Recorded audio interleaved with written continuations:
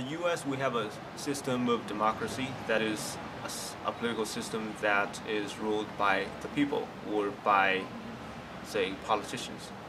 But in China, it has always been a technocracy. That is a system ruled by technocrats. But apparently, modern science wasn't a big thing back then, so it was basically a system ruled by officials or by scholarly officials who knew a lot about all these ancient classics. And among these ancient classics, the works of Confucius definitely stood out. How Confucius came to become the most important philosopher of all philosophers in Chinese history, it all went back to the Han Dynasty. In Han Dynasty, there was an emperor who sort of handpicked Confucius as the philosopher of an entire nation. The main reason, as far as I know, probably was because Confucius advocated for a complete respect of social hierarchy. So, for instance, sons need to respect their fathers under any circumstances, or students need to respect their teachers under any circumstances. And that apparently... Okay, for me, I think one of the most significant event happening in the Chinese history is the civil servant examination in the ancient China. And well, for me, because that one was like that one forms the people's idea of how to why we have to study and how we study, because usually for most Chinese people are just studying for the test instead of studying for learning some skills or something. And also the most common way of studying, especially like maybe 20 years ago, is just memorizing everything on the textbook, and you don't know how to apply it to practice. And actually for the event itself, it was created by the Chinese government to select civil servants to serve the government. And at the time, if people want to get rich, or they wanted to get to the higher level of the society, they had to take this exam and became a civil servant.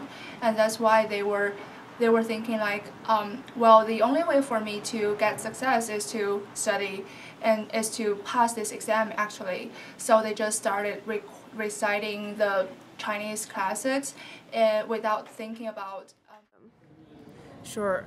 When it comes to Chinese education system, particularly the modern education system, I can think of Cultural Revolution as the most significant event in history. Education was one of the essential development strategies of the four modernizations, first articulated by Premier Zhou Enlai in 1963.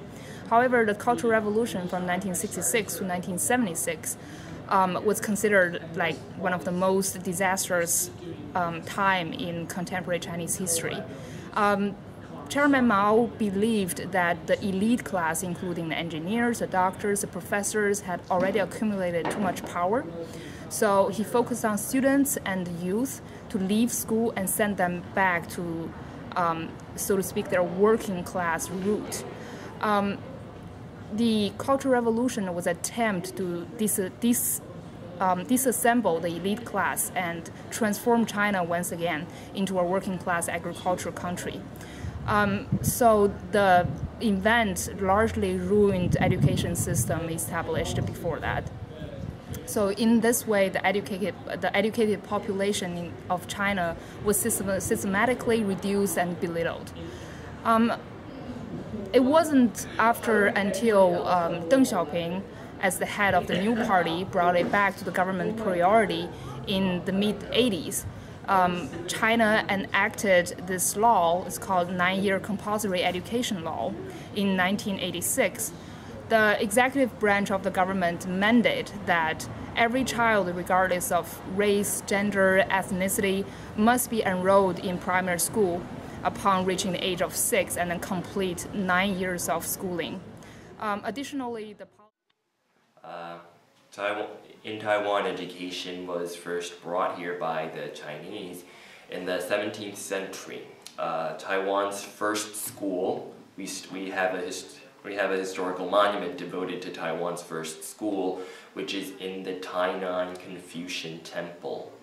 So obviously, it's a very Confucian mode of education, and it was mostly private, where learned people or scholars who live in villages or towns would teach the children of local families, who would send them there if they thought they were promising, and would pull them out if they needed them to help in the fields or something like that.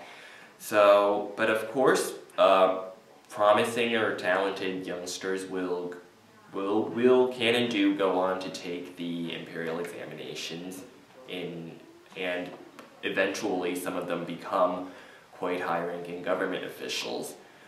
But there was no systemic system for education or really a culture of expecting children to go on to work in the government, because Taiwan was still mostly a provincial backwater back in the Qing Dynasty. And how did all of this change when the Japanese invaded Taiwan? The Japanese occupied Taiwan starting in 1895, and with them they brought the Western school system to Taiwan. And during the Japanese occupation that mandatory education was instituted. At first, the schools were founded mostly for the benefit of the children of the Japanese colonialists, but eventually the Japanese discovered that they also needed an educated workforce to work in their colonial industrial sector. So eventually, by the end of the Japanese occupation in 1945, 6-year mandatory education was already instituted in Taiwan. So after the World War II, Japanese lost and therefore they left Taiwan. And after the Civil War in China, the Kuomintang lost, therefore the Kuomintang troops and Chiang Kai-shek went to Taiwan, and this changed education in Taiwan. So the education system under the Kuomintang's rule was totally different than what was under the Japanese rule. For example, in middle school and elementary school, mostly in the Chinese classes where you had to write essays, the teachers would encourage or force the students to write patriotic sentences in the end of their essays, such as we love Kuomintang, we love the Taiwanese government, we love Chiang Kai-shek. And the teachers would also give the students this concept that the people in mainland China are suffering, so we need to support the Chiang Kai-shek government, and we will fight back one day and conquer the mainland China so that we can give the people